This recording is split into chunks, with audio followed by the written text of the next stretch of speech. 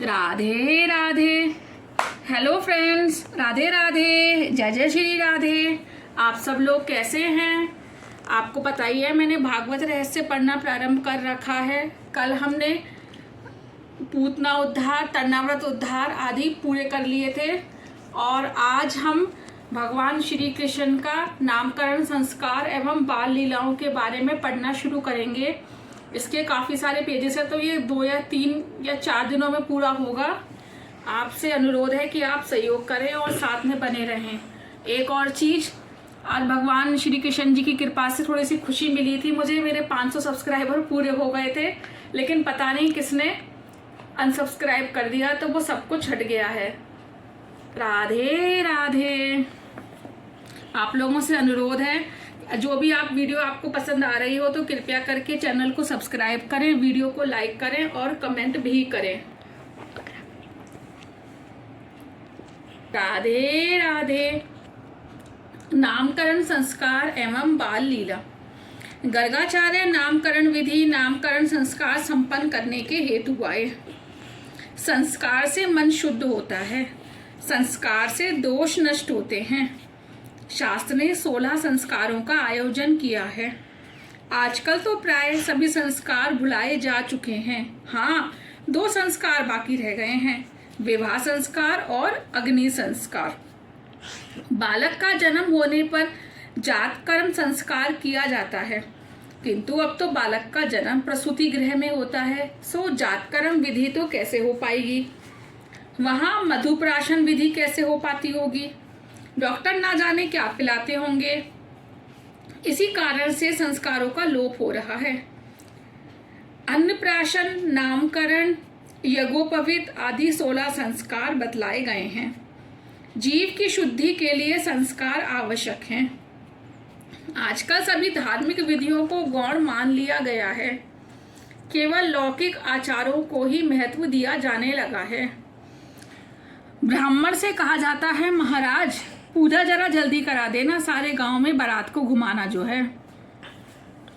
गर्गाचार्य ने कहा, यदि नामकरण संस्कार ठीक से करना है तो आधा दिन लग जाएगा बाबा। तुम तो सारे गांव को बुलाओगे, वे सब यहाँ आकर मुझसे जल्दी करने को कहेंगे, तो विधि ठीक ढंग से नहीं हो पाएगी। नंद जी, धार्मिक विधि तो ठीक से ही होनी चाहिए। यदि आप चाहें तो मैं किसी को भी नहीं बुलाऊंगा। मन को पूर्णतः एकाग्र करके ही नाम जप करो। गर्गाचार्य जी के ज्योतिष विद्या की जांच करने की बात सोची गई। श्री कृष्ण को रोहिणी की गोद में बिठाया गया और बलराम को यशोदा जी की गोद में। गर्गाचार्य जी ने कहा, नंद जी, रोहिणी की गोद में बैठा हुआ पुत्र तुम्हारा है। वह हमेशा रंग बदलता आया है, इस बार इसने श्याम वर्ण धारण किया है। वह सभी के मन को आकर्षित करेगा और सभी को आनंद देगा। उसका नाम कृष्ण रखा जाए। वह बालक महाज्ञानी होगा। इसके जन्माक्षर बड़े अच्छे हैं। इसके 5-6 ग्रह उच्च क्षेत्र में हैं। 8 ग्रह अच्छे हैं, मात्र एक राहु ही बुरे स्थान में है। नंद बाबा घबरा गए, राहु बुरे स्थान में है, क्या होगा मेरे पुत्र को? गर्गाचार्य, वैसे डरने की कोई बात नहीं है। जिसके सप्तम स्थान में नीच क्षेत्र में राहु हो, वह पुरुष कई स्त्रियों का पति होता है। नंद जी, आपकी बातें सच हो सकती हैं।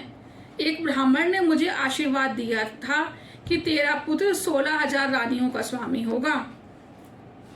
गर्गाचार्य, बाबा और तो मैं क्या कहूँ, यह कन्हैया नारायण जैसा ही है। नारायण मेरे इष्ट देव हैं। किसी समय 4 व्यक्ति भोजन कर रहे थे। किसी स्त्री ने पूछा, इनमें से दामाद कौन सा होगा? एक ने कहा, जो शर्मीला है वही दामाद हो सकता है। तो दूसरी ने कहा, वह जो अकड़ कर बैठा है वही दामाद होगा। तीसरी ने कहा, जब सास जी परोसने आएंगी तब मालूम हो जाएगा। सास जी जब घी परोसने आई तो उन 4 व्यक्तियों में से एक को अधिक घी परोसा, वह दामाद जो था। सनातन गोस्वामी कहते हैं, नारायण के समान श्री कृष्ण हैं, ऐसा कहने पर तो नारायण श्रेष्ठ माने जाएंगे। ऐसा कहना चाहिए कि नारायण के समान श्री कृष्ण नहीं, श्री कृष्ण के समान नारायण है। नारायण के समान श्री कृष्ण है, इसका अर्थ होगा नारायण वरिष्ठ है। श्री कृष्ण के समान नारायण है ऐसा कहने से नारायण नहीं, श्री कृष्ण वरिष्ठ हो जाएंगे। वैसे तो श्री कृष्ण और नारायण में कोई अंतर है ही नहीं। ये सब बातें तो मधुर आग्रह मात्र हैं। नारायण में 60 और मुरली मनोहर कृष्ण में 64 गुण बताए गए हैं, अर्थात नारायण की अपेक्षा श्री कृष्ण में 4 गुण अधिक हैं। वह गुण इस प्रकार हैं: 1 रूप माधुरी, 2 लीला माधुरी, 3 वेग माधुरी, 4 प्रिय माधुरी।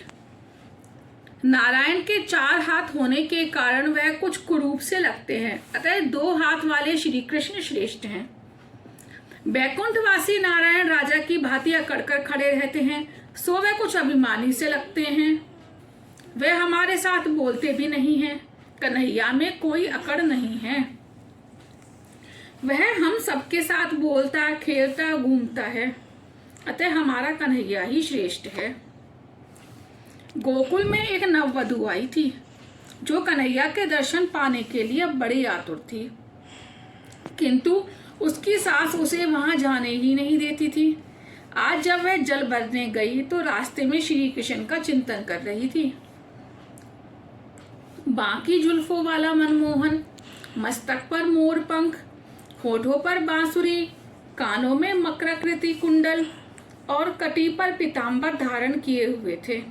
वह छुमक छुमक करता हुआ उस गोपी के पीछे हो लिया। बाल कन्हैया ने पीछे से गोपी का आंचल पकड़ लिया। गोपी ने देखा कि कन्हैया उसका आंचल पकड़े हुए खड़ा है। 3 बरस के उस कन्हैया को गोपी ने प्यार से अपनी छाती से लगा लिया। कोई सामान्य पुरुष कभी राह चलती किसी स्त्री को ऐसा कहता है कि वह दोनों एक दूसरे के हैं। कन्हैया तो सभी का पिता है, पति और संतान भी हैं। जरा सोचो तो, ऐसा कोई और देव है जो राह चलती किसी नारी के गले में अपनी बाहों का हार पहना सके? पर स्त्री से तो सभी देव डरते हैं, किंतु बैकुंठ के नारायण तो मर्यादा पुरुषोत्तम हैं और कन्हैया पुष्टि पुरुषोत्तम। एक सखी दही दूध और माखन बेचने निकली। कृष्ण प्रेम में उसकी सुध-बुध बिसर गई। वह बोलना तो चाहती थी दही लो माखन लो, किंतु उसके अंतर में माधव छिपा है, सो वह बोलने लगी माधव लो, कोई माधव लो। भोली गोपी हरी बेचने चली, 14 भुवन के नाथ को मटकी में लेकर चली। कृष्ण प्रेम में ऐसी तो तन्मय हो गई कि उसे भान तक नहीं था कि वह क्या बोल रही है। लाला ने सुना माधव लो, कोई माधव लो, तो उसने सोचा अरे वाह, ये तो मुझे ही बेचने चली है। रास्ते में श्री कृष्ण प्रकट हुए और सखी से कहने लगे, अरे दूध वाली, मैं गोकुल का राजा हूं, जरा माखन तो दे जा।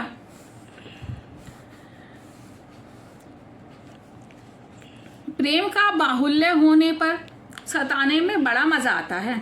गोपी के हृदय में प्रेम है, वह कन्हैया को सताने लगी। अरे तू कैसे हो गया गोकुल का राजा? गोकुल के राजा तो है बलराम भैया, मैं तुझे नहीं उन्हीं को माखन दूंगी। ना जाने नंद बाबा इस काले कलूटे कन्हैया को कहाँ से उठा लाए हैं। नंद बाबा तो गोरे हैं और तू काला। गोपी कहने लगी, अरे लाला छोड़ दो मेरी साड़ी, मेरे दूध दही माखन मिट्टी में सन जाएंगे और मेरी सास मेरी चमड़ी उधेड़ देगी। गोपी ने बलपूर्वक अपना आंचल छुड़ा लिया और आगे बढ़ने लगी। पीछे मुड़कर देखा तो कन्हैया मुंह फुलाकर बैठा हुआ था। गोपी वापस आकर मनाने लगी, कान्हा माखन ले, मिश्री भी ले, चाहे 100 दूं, मेरी बड़ी भूल हो गई, अब मान भी जा। कन्हैया ना माना तो गोपी आगे बढ़ने लगी, तो पीछे से कन्हैया ने पत्थर उठाकर ऐसा निशाना लगाकर मारा कि मटकी चूर चूर हो गई। ऐसी लीला श्री कृष्ण के सिवाय अन्य कोई भी देव कर सकता है? श्री कृष्ण जो सबके पति हैं। श्री कृष्ण अब घर जाकर चुपचाप माता की गोद में छिप गया। वह ऐसा शांत स्याना बैठा हुआ था मानो कुछ हुआ ही नहीं है। उस गोपी ने यशोदा के पास आकर कन्हैया की शिकायत की। माता जी, तुम लाला को मुंह लगा रही हो, वह बड़ा शरारती है, इसने मेरी गगड़ी फोड़ दी, मेरे कपड़े बिगाड़ दिए। लाला कहने लगा, मैया मुझे इससे बड़ा डर लगता है। कन्हैया मैया से कहने लगा, यह गोपी बड़ी कंजूस है, वह 3-4 दिन पहले का दूध दही बेच रही थी। मैंने सोचा बिगड़ा हुआ दूध दही बेचना ठीक नहीं है, यदि कोई गरीब इसे खाकर बीमार हो जाए तो, और ऐसा सोचकर मैंने उसकी मटकी फोड़ डाली। यशोदा जी गोपी को लताड़ने लगी। अरे गोपी, बिगड़ा हुआ दूध दही क्यों बेच रही थी तू? कन्हैया हंसने लगा और गोपी भी। कन्हैया बोलने में बड़ा चतुर है। कन्हैया मटकी फोड़ता है फिर भी प्यारा लगता है। वह राह में चलती हुई किसी भी गोपी की मटकी फोड़ सकता है। ऐसा अन्य कोई देव है जो रास्ते पर चलती हुई किसी नारी को छोड़ सके? अरे सब तो डरते हैं, यदि किसी नारी को हाथ भी लग जाए तो थप्पड़ खाना पड़ेगा, हमारी पूजा कौन करेगा? राधे राधे। आगे का कल पूरा करेंगे, आज के लिए इतना ही। धन्यवाद।